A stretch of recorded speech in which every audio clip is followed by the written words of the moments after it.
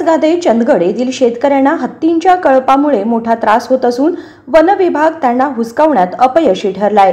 गेल्या 2 महिन्यांपासून हत्तीचा कळप शिवारामध्ये घुसून भात, ऊस यासारख्या पिकांचं मोठ्या प्रमाणात नुकसान करत आहेत। वन विभागाच्या दुर्लक्षामुळे शेतकऱ्यांना आपला जीव मुठीत धरून काम करावं लागत आहे।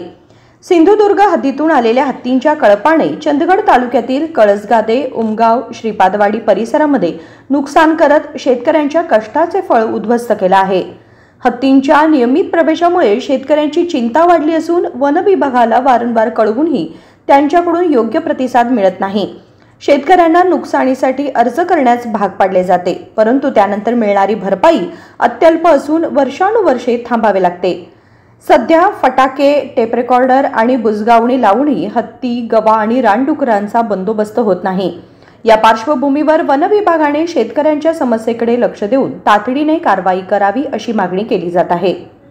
रवी पाटील, KMM मराठी, चंदगड।